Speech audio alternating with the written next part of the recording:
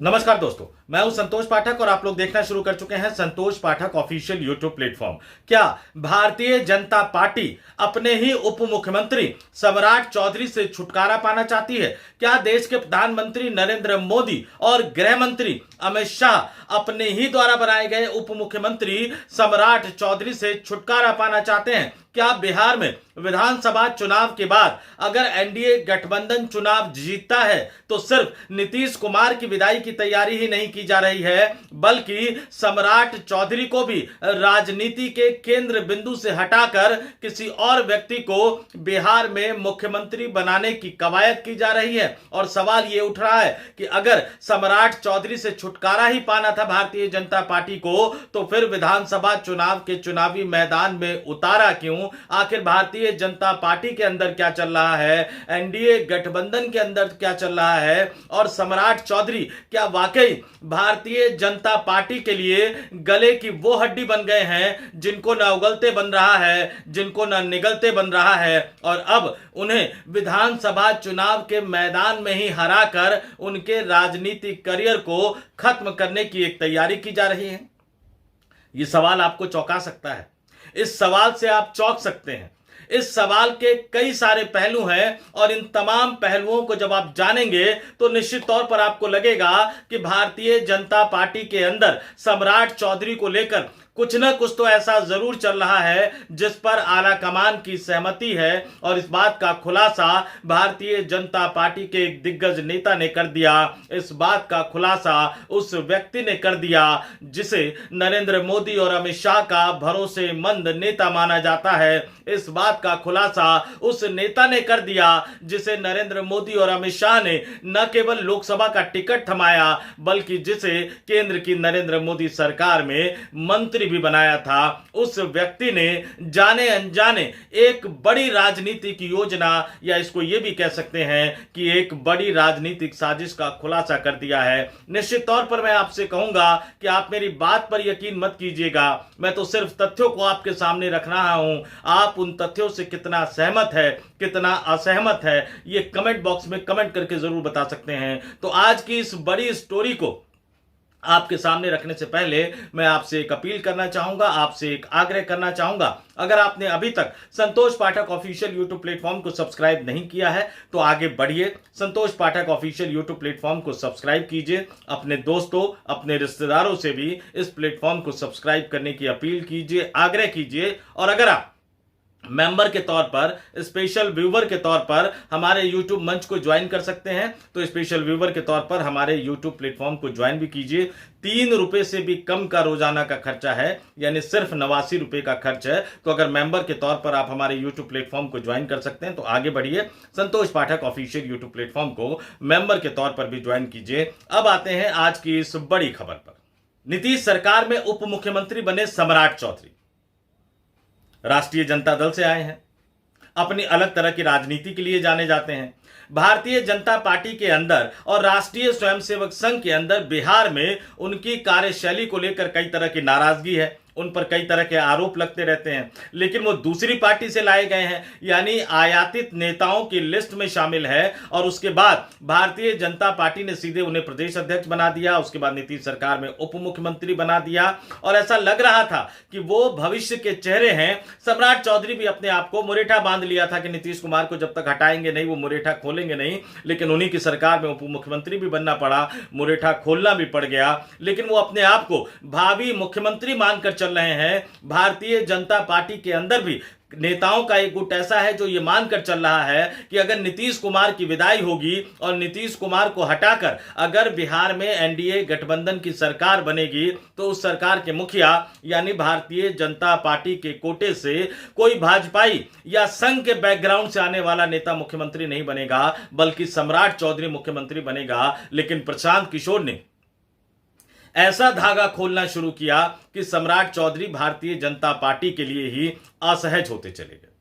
अब अगर कोई बीजेपी की मूल विचारधारा से जुड़े नेता होते, राष्ट्रीय स्वयंसेवक संघ की विचारधारा से जुड़े नेता होते तो निश्चित तौर पर भारतीय जनता पार्टी बड़े आराम से उनको किनारे लगा देती और वो चू तक नहीं कर पाते। लेकिन नरेंद्र मोदी और अमित शाह दोनों जानते हैं कि सम्राट चौधरी राष्ट्रीय जनता दल के बैकग्राउंड के नेता हैं और अगर उनका टिकट काटा गया तो वो ऐसा बवाल खड़ा कर देंगे, ऐसा हंगामा खड़ा कर देंगे विधानसभा चुनाव के माहौल में, भारतीय जनता पार्टी के नेताओं के लिए उसे समेट पाना आसान नहीं होगा।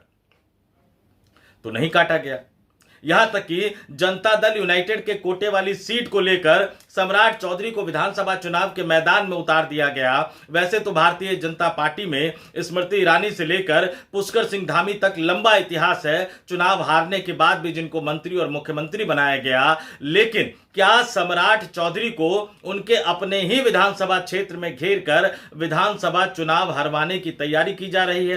क्योंकि प्रशांत किशोर ने ऐसे समय पर सम्राट चौधरी पर कई तरह के गंभीर आरोप लगाए जिस समय पर बीजेपी ना तो उनको पार्टी से निकाल सकती थी, ना ही भारतीय जनता पार्टी उनका टिकट काट सकती थी। और क्यों काट सकती थी ये कारण मैंने आपको बता दिया। तो क्या एक अलग तरीके से सम्राट चौधरी की घेरेबंदी की जा रही है?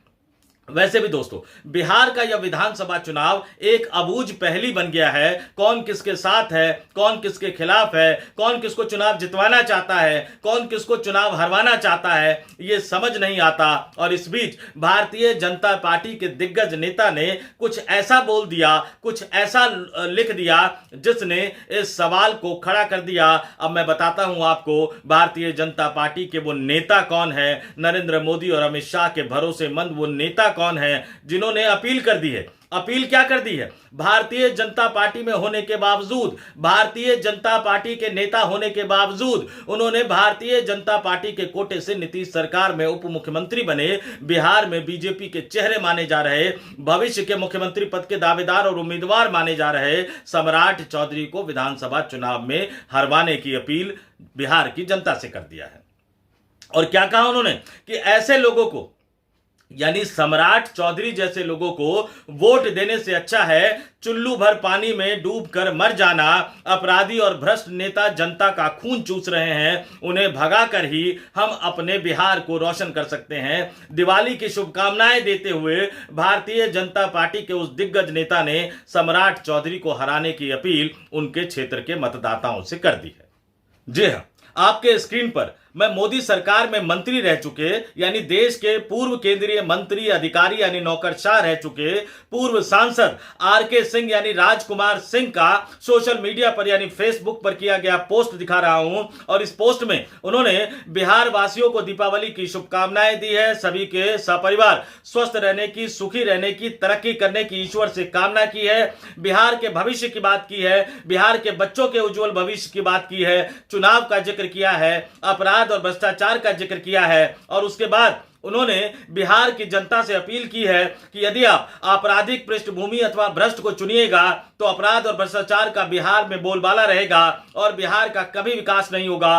कुछ ज्वलंत उदाहरण मैं आपके सामने रख रहा हूं, अब जरा ध्यान से इन नामों को सुनिएगा।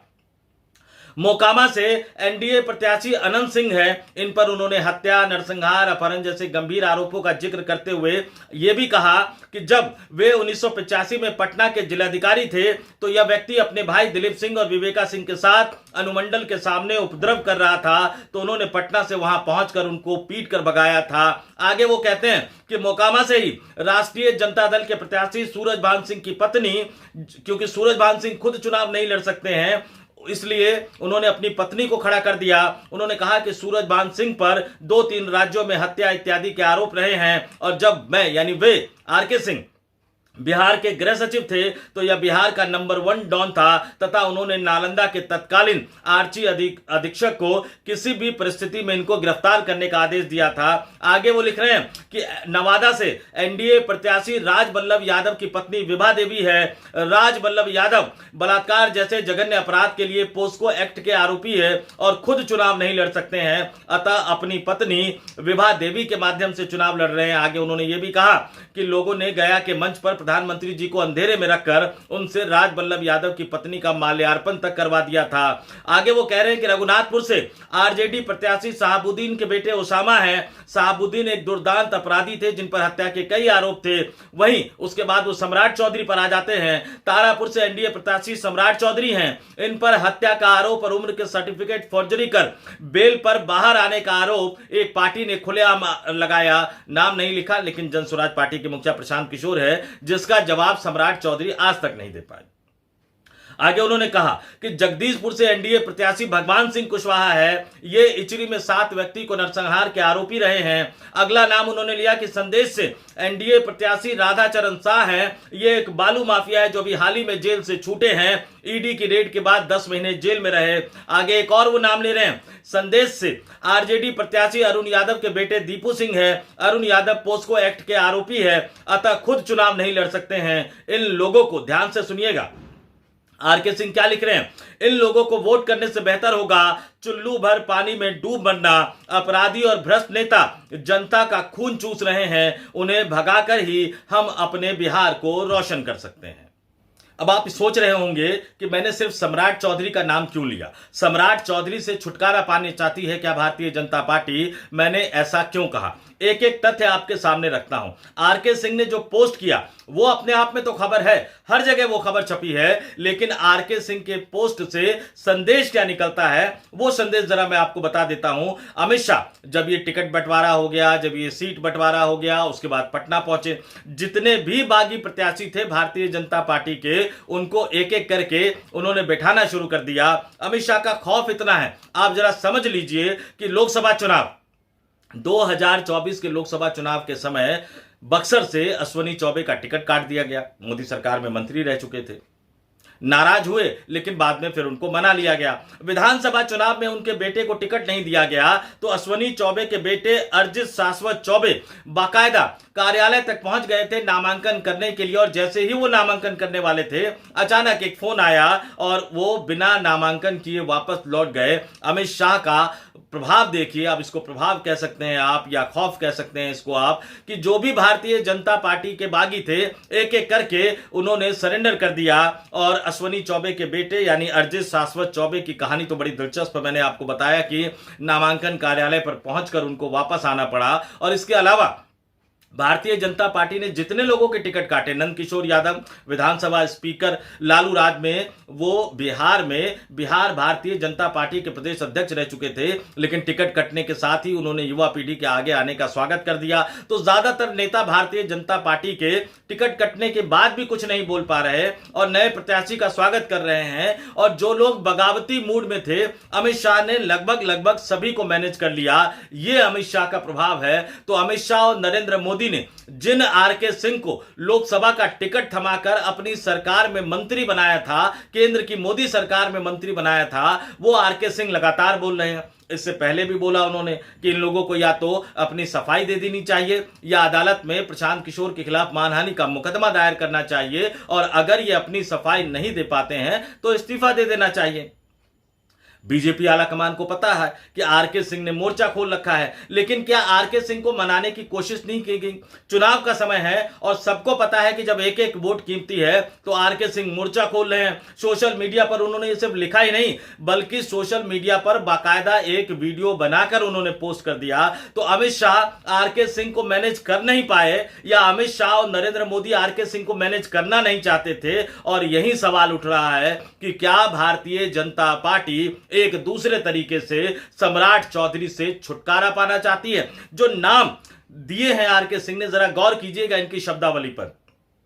जहां जहां, दोबारा दोहराता हूं, जहां जहां भारतीय जनता पार्टी और जनता दल यूनाइटेड के उम्मीदवारों का जिक्र किया, वहां उन्होंने पार्टी नहीं लिखी बल्कि एनडीए उम्मीदवार लिखा। और जहां उन्होंने विपक्षी गठबंधन के उम्मीदवारों का जिक्र किया, वहां उन्होंने विपक्षी इंडिया गठबंधन का उम्मीदवार या विपक्षी महागठबंधन का उम्मीदवार नहीं लिखा, बल्कि राष्ट्रीय जनता दल का जिक्र किया। और यही वो असली खेला है जो इस स्टोरी में मैं आपके सामने रखने जा रहा हूं कि सिर्फ सम्राट चौधरी को ही निशाना क्यों बनाया गया भारतीय जनता पार्टी के उम्मीदवारों में से।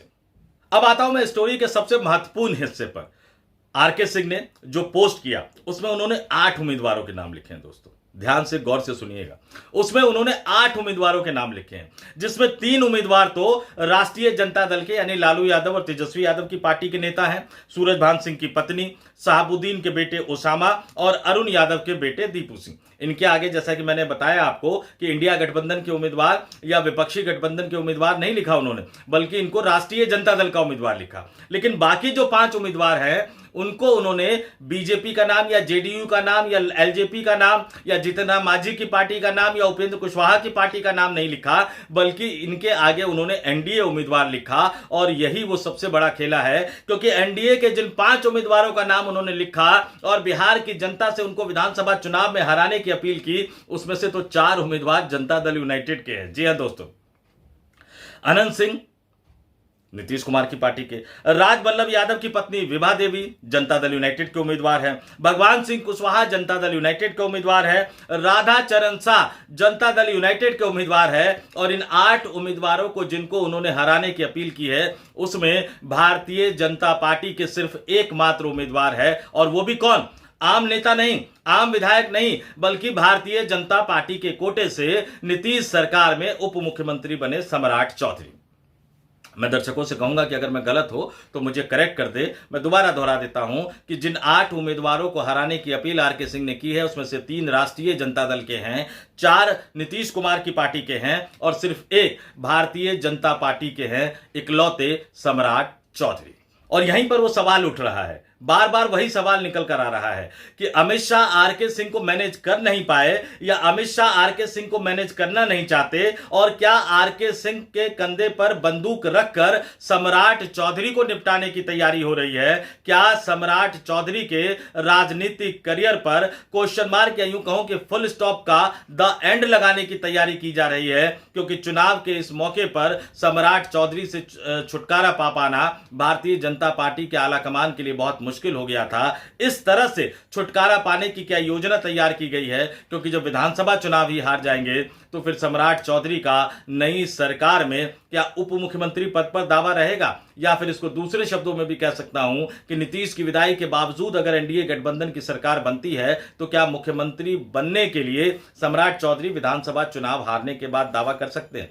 मैं आर के सिंह की निष्ठा पर सवाल नहीं उठा रहा, मैं आर के सिंह के सवालों पर सवाल नहीं उठा रहा, लेकिन सोशल मीडिया भरा पड़ा है कि सिर्फ इन्हीं उम्मीदवारों के नामों की याद क्यों आई उनको, भारतीय जनता पार्टी के सिर्फ एक उम्मीदवार के नाम की याद क्यों आई उनको? क्योंकि ऐसे आपराधिक पृष्ठभूमि के लोग तो और भी भरे पड़े हैं।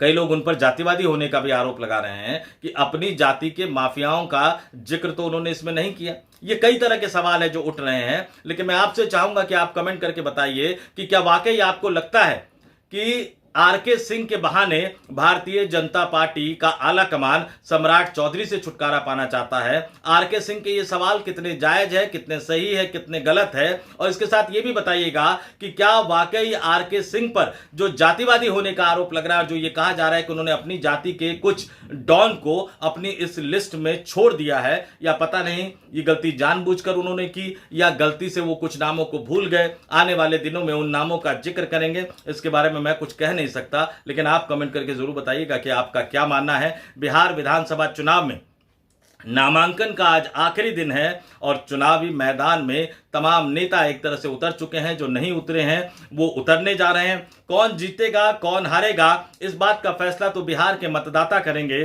चलते चलते आपको दीपों के पर्व दीपावली की हार्दिक शुभकामनाएं देना चाहूंगा और इसके साथ ही आपसे अपील और आग्रह करना चाहूंगा कि वीडियो पसंद आया तो लाइक कीजिएगा, शेयर कीजिएगा, 2-4 लोगों तक फॉरवर्ड कर दीजिएगा, कमेंट करके जैसा कि मैंने कहा कि अपने विचारों से हमें अवगत जरूर कराइएगा। और अगर आप नए दर्शक हैं तो संतोष पाठक ऑफिशियल यूट्यूब प्लेटफॉर्म को सब्सक्राइब जरूर कर लीजिएगा। और नए पुराने तमाम दर्शकों से अपील करूंगा कि अगर आप मेंबर के तौर पर, स्पेशल व्यूअर के तौर पर हमारे यूट्यूब प्लेटफॉर्म को ज्वाइन कर सकते हैं तो ज्वाइन भी कर लीजिए। 3 रुपए से भी कम का खर्च है, यानी सिर्फ 89 रुपए का खर्च है। तो बने रहिए हमारे साथ। इस वीडियो में इतना ही। मुझे यानी संतोष पाठक को दीजिए इजाजत। आप तमाम लोग देखते रहिए संतोष पाठक ऑफिशियल यूट्यूब प्लेटफॉर्म। नमस्कार।